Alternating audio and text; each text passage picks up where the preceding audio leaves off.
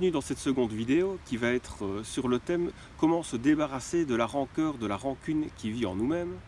Et c'est une vidéo qui va être proposée sur cette chaîne qui est consacrée au dépouillement personnel, donc non au développement personnel mais au dépouillement personnel, c'est-à-dire au fait de lâcher toute une série de croyances ou d'émotions qui ne nous permettent pas d'accéder à notre nature véritable d'enfant et qui est libérée en fait par tout ça qui a un poids énergivore énorme.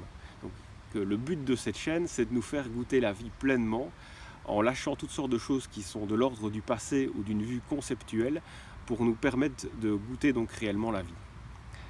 Alors, la première des choses, on pourrait définir en quelques mots la rancœur et la rancune et dire que la rancœur, c'est cette espèce de goût désagréable qu'on a dans la bouche ou dans le corps par rapport à une situation qui nous est arrivée et qu'on a vraiment vécu difficilement émotionnellement. Et ça se traduit dans notre corps par une espèce de tension qu'on a à l'intérieur. Et la rancune, c'est quand ce goût désagréable, on l'attribue à une personne ou à un groupe de personnes particulier auquel on en veut pour ce qui s'est passé. Alors la rancune et la rancœur se manifestent à travers des phrases comme je ne peux plus en entendre parler de cette personne-là, ou lui je ne peux plus le voir, je ne peux plus le sentir, je ne veux même plus le croiser, je veux tourner la tête. Si j'en entends encore parler, si je le vois, il peut crever, même la gueule ouverte, il n'aura jamais mon intervention. Donc qu'est-ce qu'on sent très fort là derrière? C'est qu'il y a encore une énorme charge émotionnelle par rapport à ce qui a été vécu. Et parfois un temps très long, voire des années, après le fait en lui-même. Alors avant de se poser la question de savoir comment faire disparaître la rancœur et la rancune de nous-mêmes, on pourra déjà se poser la question du pourquoi. Pourquoi est-ce que nous avons en nous ces émotions, ces sentiments si désagréables? Alors ce que j'entends parfois dire par des personnes à qui je pose cette question-là, la question de l'origine, ils me disent c'est parce que certaines valeurs, comme la justice par exemple, auxquelles je suis très sensible, ont été bafouées. Quelque part, on n'a pas respecté quelque chose que je juge comme essentiel et je me devais d'intervenir. Et si je suis rancunier aujourd'hui, c'est parce qu'il y a eu cet acte abominable qui a été commis par un tel et c'est ça la raison de l'existence de la rancune à l'intérieur de moi. La première remarque qu'on peut faire à ça, c'est que ça place la cause de la rancune très très loin de nous-mêmes. Ça met la rancune dans la défense d'une valeur. C'est comme si nous n'étions presque pas touchés quand on écoute ça et qu'on disait si j'interviens, c'est parce que je me devais d'intervenir pour la valeur justice. Et ça occulte un peu le côté où je suis moi-même touché émotionnellement par rapport à ce qui est arrivé. La deuxième raison que j'entends parfois, c'est parce que je suis rancunier, je suis dans la rancœur parce qu'on a été très injuste vis-à-vis de moi. Donc on s'est comporté avec moi d'une façon inacceptable et quelque part ce serait presque déséquilibré de ma part de passer l'éponge là-dessus, ce ne serait pas juste. Alors par rapport à ça, j'ai envie tout de suite de faire une petite remarque et de dire mais finalement qu'est-ce qui est vraiment juste ou injuste vis-à-vis de nous-mêmes? Est-ce que c'est de ne pas être rancunier et d'oublier un passé, ou est-ce que c'est d'être toujours en présence avec ce passé et quelque part de se pourrir un peu notre présent? Voilà, c'est une première petite remarque. Mais en tout cas, qu'on soit dans la défense d'une valeur, la justice par exemple, ou qu'on soit dans l'idée de ne pas pouvoir laisser passer quelque chose de difficile qui nous a été fait à nous-mêmes, dans les deux cas, on a l'air d'agir comme si c'était une décision de notre part que d'être rancunier. Alors que quand on observe cette tension qui vit en nous, cette rancœur, on peut observer qu'elle est bien plus là de manière involontaire. En réalité, l'émotion est là, la rancune est là, la rancœur est là, sans que nous l'ayons choisi. Et notre question, notre préoccupation, ce serait plutôt de se débarrasser de ça, parce qu'on pressent bien d'une manière ou d'une autre que ce n'est pas vraiment très agréable à vivre. Alors, pourquoi est-ce qu'on aurait cette émotion à l'intérieur de nous-mêmes? Quelle pourrait en être la cause? Si la cause n'est pas la défense d'une valeur à l'extérieur de nous, ou la volonté d'être absolument équilibré ou d'être juste par rapport à ce que nous avons subi, quelle pourrait en être la raison? Dans la mesure où la rancune et la rancœur sont des émotions, des tensions qui vivent à l'intérieur de nous, euh, la cause ne peut être qu'en nous-mêmes. Donc ce qui est survenu dans le contact difficile avec, par exemple, quelqu'un d'autre, ne peut être qu'un déclencheur de la cause de la rancœur et de la rancune qui se sont manifestés à cette occasion-là. Alors tout ça, je l'ai déjà développé dans une première vidéo que vous pouvez aller revoir, et qui disait comment se libérer des émotions, et je disais il faut déjà regarder dans la bonne direction. C'est-à-dire qu'il faut déjà, au lieu de regarder à l'extérieur de soi, dans toute une série de décisions rationnelles qui justifieraient notre manière d'agir, il faudrait plutôt regarder à l'intérieur de soi et constater simplement qu'une émotion est là et s'occuper de cette émotion-là.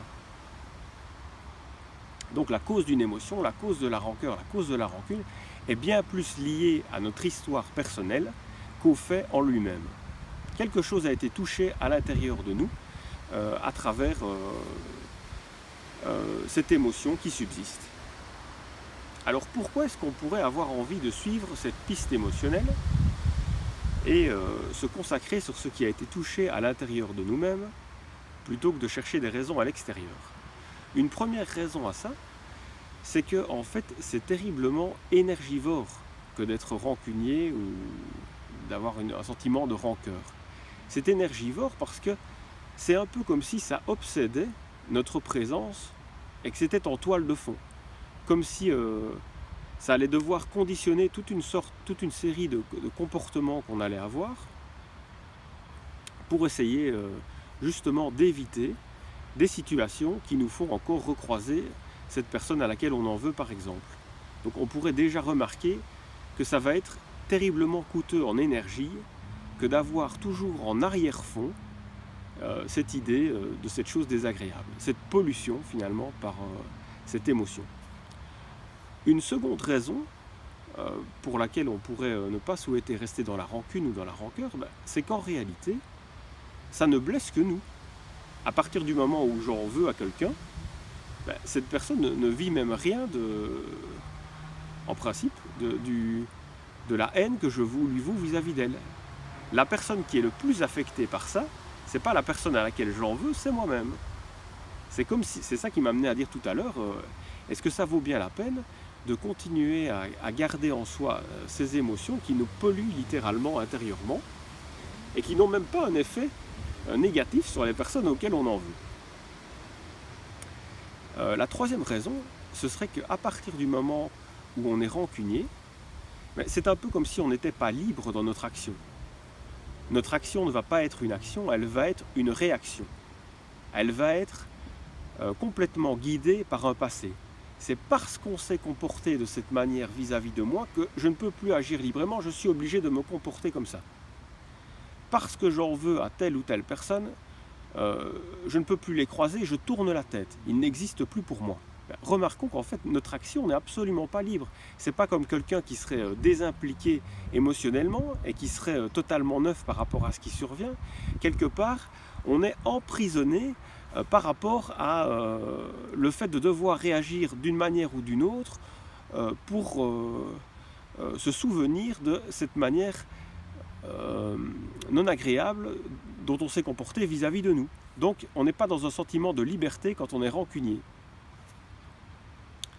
Et puis une quatrième raison, ce serait que à partir du moment où la cause émotionnelle est en nous et que l'extérieur n'est qu'un déclencheur, si on ne règle pas la cause en soi-même, on risque d'être amené à revivre encore le même genre de situation ou le même genre de tension, dans la mesure où la vie va nous resservir des situations semblables pour que nous puissions dépasser cette manière de nous voir qui a fait que nous avons vécu ce type de situation si difficilement.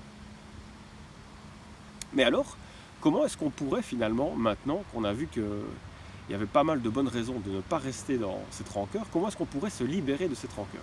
Eh bien, on a déjà commencé. En réalité, en regardant au bon endroit et en ne cherchant plus à l'extérieur de soi-même des raisons à la rancune, mais en disant je vais m'occuper de cette émotion qui existe en moi, on a déjà bien avancé parce qu'on regarde déjà dans la bonne direction. Ça, c'est plus ou moins ce qui a été évoqué dans la première vidéo. Et puis, une deuxième chose qu'on pourrait signaler, c'est qu'en réalité, la rancune ou la rancœur n'existe qu'à l'intérieur de soi. Ça n'existe pas objectivement à l'extérieur de soi-même. Le fait qui a donné lieu à la rancœur ou à la rancune est passé, et ce n'est plus qu'un passé qui existe dans notre souvenir et qui nous pollue encore à l'intérieur du corps, mais qui ne correspond plus à rien de réel. On ne peut pas toucher la cause de notre problème. La cause de notre problème est en nous. Remarquez déjà cela, c'est pour se dire, c'est peut-être grave, c'est peut-être pas si grave que ça, parce que même si ça nous est très difficile à vivre, ça n'existe pas. Ça n'existe qu'à l'intérieur de nous. Ça n'existe pas dans une réalité objective partageable par tout le monde.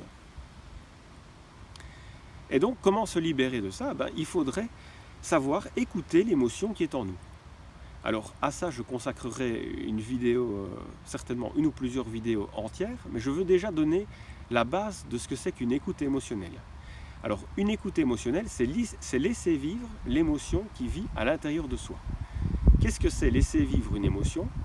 C'est essayer de ressentir ce qu'elle fait à l'intérieur de notre corps. C'est un peu comme si on tournait notre attention par nos sens à l'intérieur de nous.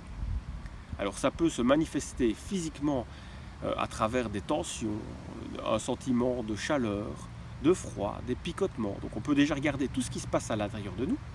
Et souvent, rien aussi que le fait de se replonger avec notre mental dans le souvenir de ce qui s'est passé et ce qui a donné lieu à cette émotion, et à cette rancœur et à cette rancune, rien que se replonger là-dedans, va peut-être nous permettre de suivre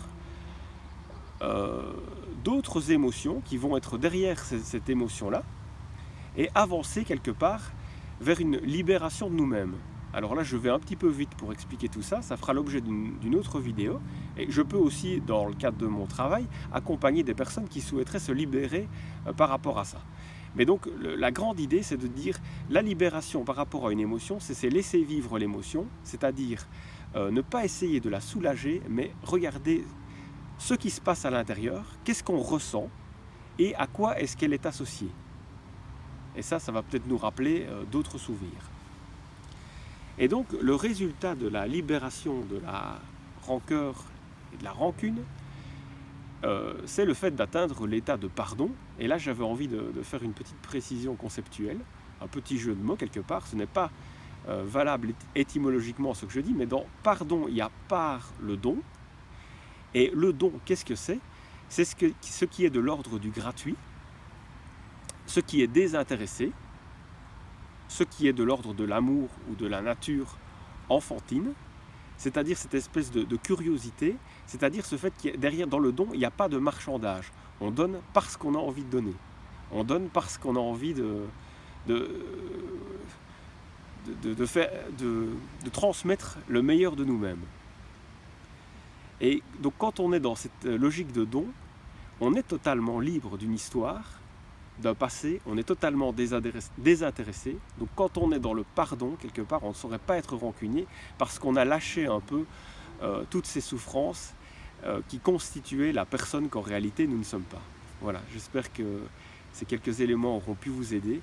Je vous souhaite à tous un bon dépouillement et je vous invite, si vous le souhaitez, à me poser des questions, par exemple en commentaire sous cette vidéo. Et voilà, je vous souhaite la liberté et la condition la plus libre et la plus heureuse et la plus enfantine possible. Merci, à bientôt.